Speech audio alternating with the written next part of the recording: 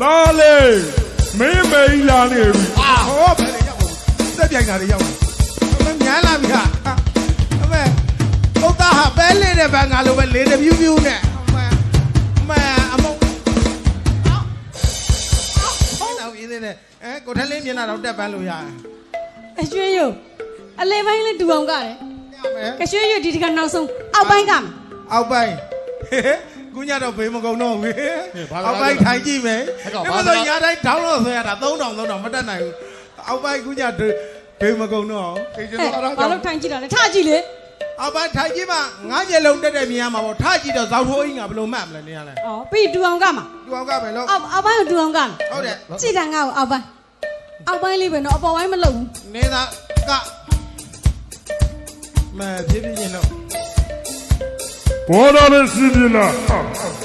လောကကြီးရဲ့အစ်စ်တဲ့စိတ်ညစ်စရာမတွေ့နဲ့နေကကောင်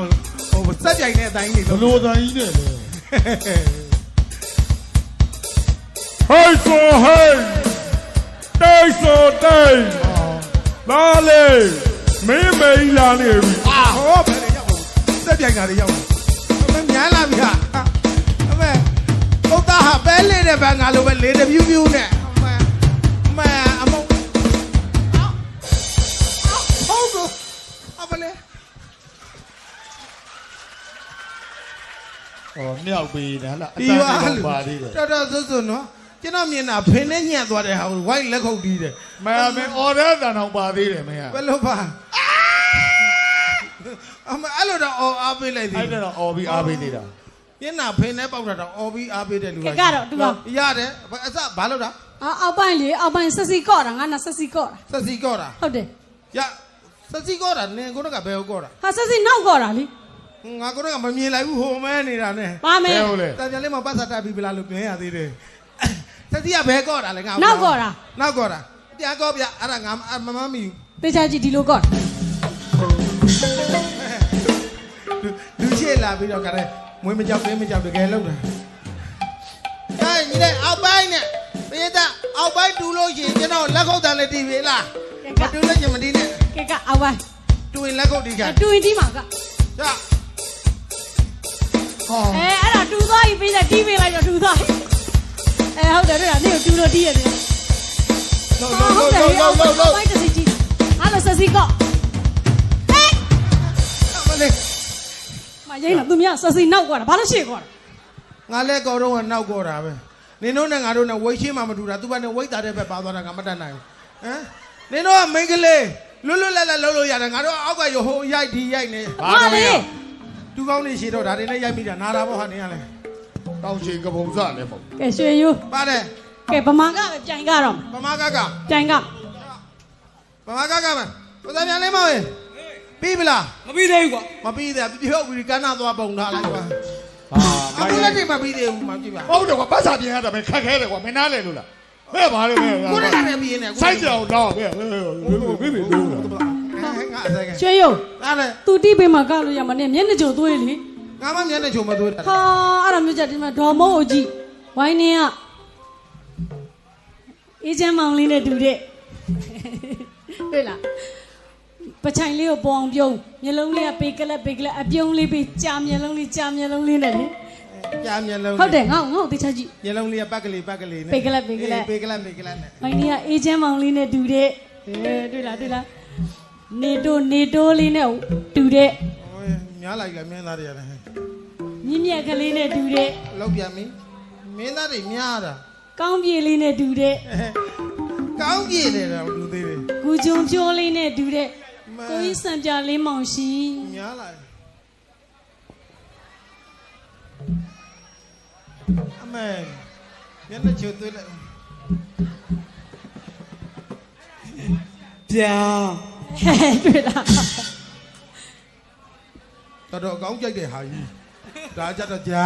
မဟုတ်ဘူးလေအဲ့လိုချော့ပြီးခေါ်မင်းအဲ့လိုခေါ်သူကပချိုက်ရှိတယ်ဒီမှာဖနက်နဲ့နင်းနေရတော့မရှိဘူးလေပချိုက်လုပ်ပေးမယ်လားငါမင်းကိုပချိုက်လုပ်ပေးမယ်လားဘယ်အောင်ပချိုက်လာလုပ်ပေးရမှာကိုပိုင်ကြမ်းပါလုပ်မယ်နေ့ဟာရနာမှာရတဲ့ နင်မင်းသားတွေငါမမမိတော့ဘူး ဟာဂူဂျွန်ပြုတ်ကိုရီးယားမင်းသားလေး ဩကိုရီးယားကရောင်းတဲ့ကောင်လေး ကိုရီးယားမင်းသား ကိုရီးယားမင်းသားလေးနဲ့တူတဲ့ဝိုင်းနေကဂူဂျွန်ခေါ်လေ ဂူဂျွန်ဖြိုး သူကငါပဲလဲကွန်သွားကြီးဒီလိုကြီးလောက်တာဂူဂျွန်ခေါ်လို့ဖြစ်တာပါဟုတ်တယ်မခေါ်သေးချင်းသွားသိမ့်ထားပါလားဝိုင်းနေကကိုရီးယားမင်းသားလေးနဲ့တူတဲ့အကိုကြီးစံကြလင်းမောင် အဲ့ဒါဘာကြီးလဲ မုံစိုးပါရင်ရောကျွတ်စုံ ဟာပချိုင်နေကြည့်ပါဦးလက်ကွက်ထဲကကြွက်မျက်နှာနဲ့ ဟာလေကွယ်တွေကကြာမှတမိုးရှိတယ်ပြန်လို့ကြည့်ဟာမုံစိုးပါရင်ရောကျွတ်စုံသေးနေပါနာ ကဲကိုကြီး ဟောရ ဟိုဘက်ယူလိုက် ဟယ်လိုကဲကိုကြီး ညာ တကွင်းလုံးကပြိတ္တကြီးရှင်ရွှေရွနဲ့ဒေါ်မိုးဗမာကပြိုင်ကမယ်ဒေါ်မိုးဘက်ကပိုင်တကွင်းလုံးကလက်ခုပ်တန်ကြားချင်ပါတယ် အကုန်လိုက်တီးကြတာရွှေရုံးနဲ့ဓမ္မနဲ့ပြိုင်မှာရွှေရုံးဘက်ကပါရင်တကွင်းလုံးကလက်ခေါ်တာကြားချင်ပါတယ်ဟိုလေ ဘာဖြစ်တာလဲ နားရညီလို့ဒီလူတွေပဲလိုက်တီးနေတာဟုတ် ဆုံးတော့ရွှေရိုးလိုက်ကြတော့လက်ခုပ်တန်ကြွက်ကိုတိတ် ကြွကြွညံတာလည်းမဟုတ်ဘူး နေ နဲ့ တိတ်နေတာ ကဲကမယ် ကမယ်လို့ပြင်းအောင်ပြင်းနေတယ်ကိုစပယ်လမလို့ချမယ်ကမယ်ဟမ်ကမယ်ပြင်းနေဟမ်ပြိုင်ကြမယ်ပြိုင်ကြမယ်ရွှေရိုးနဲ့ဒေါ်မိုးနဲ့ပြိုင်ကြမယ် ပြန်ရမှာ အေးအဲ့တော့အကိုကြီးကဘသူ့ဘက်ကပါမှာ ညမင်းရှင်းအောင်ပြောလို့ရှင်းအောင်ပြောလို့ အမေပါလားဟဲ့ အေး တကွင်းလုံးကပြိတ္တကဒေါ်မိုးဘက်ကပါတာဆိုင်းစရာ ညာ ရွှေရွနဲ့ဒေါ်မိုးပြိုင်ကမယ် အင်း တကွင်းလုံးကတွေ့တာဒေါ်မိုးဘက်ကသူ့ဘက်ကပါမှာလေပြောလိုက်ဘသူ့ဘက်ကပါမှာလေပြောလိုက် သူ့ဘက်ကတကွင်းလုံးပါမှာကျွန်တော်တော့ဝါရှာလေးတကွင်းတော့ကြံတာအောင် ဟဲ့ ဘုရား ကြာ မင်းမျက်နှာတိတ်ကြည့်လို့ရတာမဟုတ်ဘူးနော်ဟိုမှာပြော ပြောလိုက်ဘသူ့ဘက်ကပါမှာ ကြည့်ညီမလေးကလည်းအဲ့ဒါပြောနေတရားလို့လားညီမလေးကအခုမင်းသားတွေနဲ့နိုင်တာလေ ဟုတ်တယ်လေကိုကြီး ရွှေရုံးဘက်ကပါမယ် ဘာနှာခေါင်းရလို့ကုတ်တာကိုတကတော့ဒီလိုထိုးမလို့နှာခေါင်းကရပါတော့မထိုးပြေဘူး ဒီမှာမပါလဲဂယူးမဆိုင်ဘူးဒေါ်မိုးတက်တိရှိလို့စင်မောတက်တာကမယ် ဟာ လေပြင်းအောင်ပြင်းနေတယ် ရွှေရုံး ဘာတော့ဗျာ ဘာကိုပြင်းအောင်ပြင်းသေးတယ်လေ ဟမ် ဟမ် ဘာလို့ ယောက်ျားချင်းမလို့မင်းဘက်ကကိုကပါလိုက်တာ ဟုတ်တယ် အဖေတော့ နော်ဟိုကအငိမ့်မင်းသမီးနဒီကိုချီချိုးလက်ချိုးသိတ်ကောင်းတာ မပြင်းတော့ပြင်းနေမှာချီကျုပ်လက်ကျုပ်ခိုးတခိုးဆိုတော့မပေါ့မင်းသားမျိုး မင်းသားမျိုးများသူ့ကြမှာခွေးသခိုးဖြစ်ရတယ် ပြီးခဲ့တဲ့လမှာအငိမ့်ထွက်ပြေးနဲ့နိုင်ငံခြားပြန်လာတာ ဟုတ်တယ် ဟမ်ရိုးလို့ကျွန်တော်လည်းပြီးခဲ့တဲ့လာမှစာလုံးကပြန်လာတာ ဟာစာလုံးဆိုတော့စင်ကာပူပေါ့ စိတ်တစစေးုံ ယူသွားမှာတခါလေ နည်းနည်းသွားကိုတက်ပြောတာကျွန်တော်ပြီးခဲ့တဲ့လာမနေ့ကမှကျွန်တော်ဘန်ကောက်ကပြန်လာတာ ဟာဘာငါကွာဆိုတော့ဘာလုပ်တာလဲ ဘန္နာသီးတွေသွားကောက်တာ ကောင်းကောင်းပြော ကိုသွားရတာပြောပြတာ အဲ့တော့ညီလေး ဒါ ပြိုင်ကရင်အကိုနိုင်မကြိုက်တယ်နော် စိတ်ကြကိုကြီး ယောက်ျားလေးကြီးအကိုနောက်ကိုလှည့်ကြည့်လို့ချင်းအပေါ်အဖြစ်ပါသေး ဟမ်စိတ်ကြကျွန်တော်အပေါ်ပါပဲဟဲ့အဲ့ဒါတော့ဝါသနာပါတယ် ဒါဆိုလို့ပထမတစ်ပိုက်စမယ် ချအကိုကြီးလုံးညံ့လေးည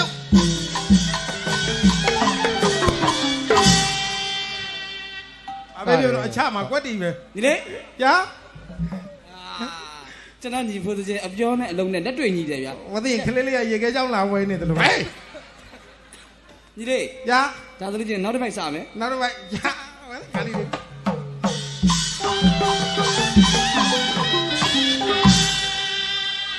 ိုင်ပြီးရော ညီလေး ညာ အပေါ်မှာလား ဟုတ်ကဲ့အပေါ်မှာ ဟေ့ကောင် ညာ ဘာအပေါ်မှာလဲ ညလုံး ဟေ့ကောင်မျက်လုံးကအပေါ်မှာမဟုတ်ဘူးလေလူတစ်ကောင်လုံးအပေါ်ရောက်ကမှာလေ လူတကောလုံးနဲ့အပေါ်တော့ဘလို့အောက်ရောက်သွားပါမသိဘူးအခုကျွန်တော်ဝင်းလေတာသူ့ကလေးတော့ရေခဲเจ้าဝဲတာကျွန်တော်ကျမှနံပြားလိတ်လာဝဲလို့ဖြစ် ဟေ့ကောင် ညာအခုရောက်လာတဲ့ပြတာမျက်လုံးကိုကျွန်တော်မားပြီးထိုင်လိုက်တာအောက်ရောက်တော့လေသူကကျွန်တော်ကြည့်နေတာပဲ ဟာဘလို့ကြည့်မှာ ဒီထဲမှာမျက်လုံးတစ်ဖက်တည်းမျက်လုံးတော်မှာတစ်ဖက်တည်းကြည့်တာသင်းမဲ့သင်းရတော့မျက်ကောင်းလေးနဲ့တုံနေတော့အောင်သချင်းတော်သွားတည်းရ ဘယ်ချင်းလဲ သူနဲ့ကြည်ချင်းဆုံးရင်ခုံရတာခဏခဏပဲရွှေသမင်းမျက်လုံးလေးနဲ့သင်းရတော့မျက်ခုံးကြီးရဲ့ ဟေ့ကောင် ညာ လက်ညှိုးကတခါတည်းအပေါ်ထိုးလေ ထိုးမှာပေါ့ဒီမှာဝတ်သားတွေစားပြီးသေးပေါင်လေးတက်နေတယ်ဖြည်းဖြည်းချင်းလာမှာပေါ့ ဟော ဖ ဖို့တည်း ညာ အဲ့ဒီပုံကြီးကကြည့်လို့မကောင်း ကြည့်မကောင်းဘူးလား ဟုတ်တယ် ကြည့်မကောင်းဘူးဆိုကျွန်တော်ထိုင်ရင်လို့ထိုင်ချတာမဟုတ်ဘူးအခုလိုຫນွေရာသီရောက်တယ်ပူတဲ့အိုက်တဲ့ရာသီမှာကျွန်တော်တို့အများအားစပွန်ဆာပေးနေတဲ့ကုမ္ပဏီအတွက်ကြော်ညာလေးရိုက်ချင်လို့ကျွန်တော်ထိုင်ချလိုက်တာ ဒါဆိုတော့ရိုက်လိုက်ပါ ဟိုကြော်ညာနေတော့ကြော်ညာတာ TV ဖန်သားပြင်မှာခလေးလူကြီးအကုန်သိတယ်ကဘာကြီးနှစ်ချမ်းကွဲသွားပါစေကဘာကြီးနှစ်ချမ်းကွဲသွားပါစေစပီရှိတဲ့ဘက်မှာနေမယ်အဲ့ကြော်ညာ ဟာကျအကိုရဲ့မိဘတွေမိအောင်ဖောင်းနေရှိကြမှာမင်းဒီစကားပြောရလားဘာစပီးတယ် စပီအချိုကြီးလေ အချိုရည်တယ်အချိုရည်ပြောလေ ဟမ်အခါတိုင်းဘွားဆိုရင်သားဒီနာအချိုရည်ဘူးလေးချတာဘလူးအစီကမရှိကောက်ရောက်တောက်သွားတယ်သူကဒီလိုလေးကင်ပြတာစမ်းစရာစပီအချိုရည်တော့မသိဘူးလား မသိဘူးကွာ သိမှလည်းမဟုတ်ပါဘူးရှေ့မိရှေ့တုန်းကလူတွေလိုပဲသူကစီပလက်တောက်ပြီးစောက်ပလက်စီမဲ့ဟာယောက်ဆိုင်စရာအဲ့လိုပြောစရာ ရှေ့တုန်းကစီပလက်ပဲရှိတာလေစပီမှမရှိတာ မင်းတို့ကခတ်ပြီ ဒီက တော့လို့နောက်တစ်ပိုက် နောက်တစ်ပိုက်လားနောက်တစ်ပိုက်ကြတော့ကျွန်တော်အောက်ကမဖြစ်သေးတယ်နော် သိကြကိုဒီတကားတော့အရှုံးမပေးအပေါ်ပြတ်တက်မယ် ဟုတ်ပြီဒါလို့စ လောက်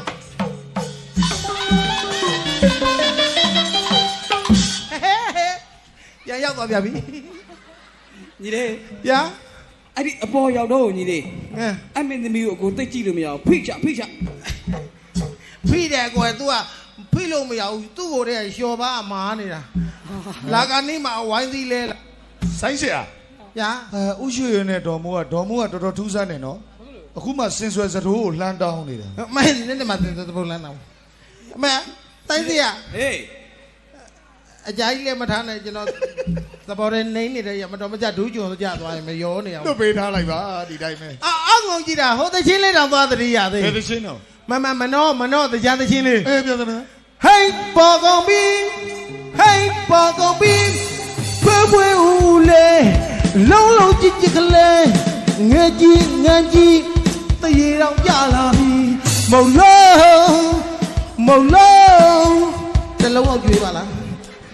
ကြွေးဦးတယ် အေးကျွန်တော်ဘာအောင်ကြည့်ပြီးပြောနာ မုံလုံးရေပေါ်ပြောတာလေ မုံလို့ပေါ်ထည့်ပြော မနောတချင်းလေးဟာပြော အဲ့ဒါညီလေး ရာကို အဲဒီကနောက်တစ်ပိုက် နောက်တစ်ပိုက်လား ဒီတစ်ပိုက်ကတော့ညီလေးအခုလိုပဲအပေါ်ရပဲနော် စိတ်ကြကို ဒါလို့စ ချ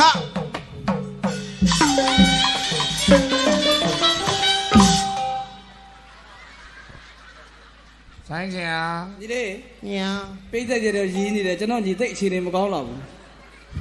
အချိန်လေးကောင်းမလားသိကြကြည့်ပါလားအချိန်မဟုတ်ဘူးမြင်းနာဖင်ကပုတ်ဖမ်းနေတာ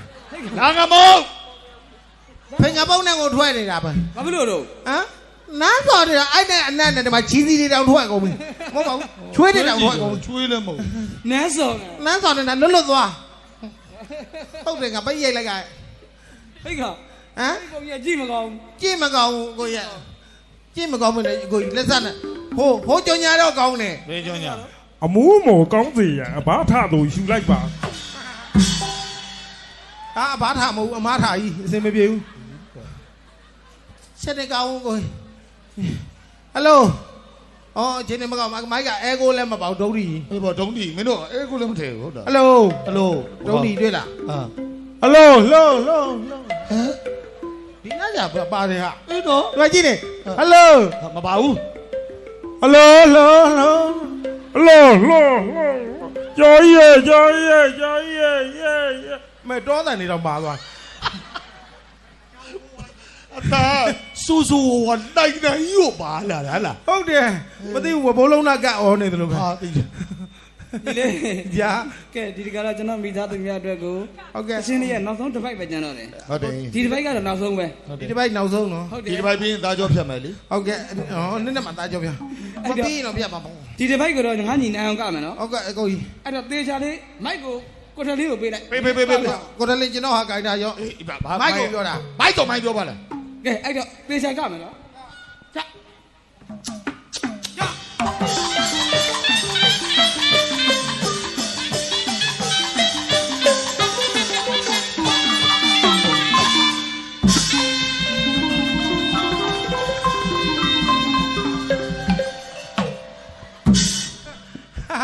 အကိုကြီးတော်မောကလူလေကျွန်တော်ဘင်းနဲ့ပေါက်ပြီးခုံချသွားတာ ဘယ်ရမလဲကျွန်တော်အမီးရဖမ်းဆွဲတာမကန့်လိုင်းပါလာတော့တွေ့လား ဒီဘက်ကိုကြည့်အောင်ဘောတော်မို့ဒါကနှခမ်းမွေးတော်မို့ကဒီမှာ မသိဘူးမွေးနေလဲဆိုတော့မဟုတ်မှ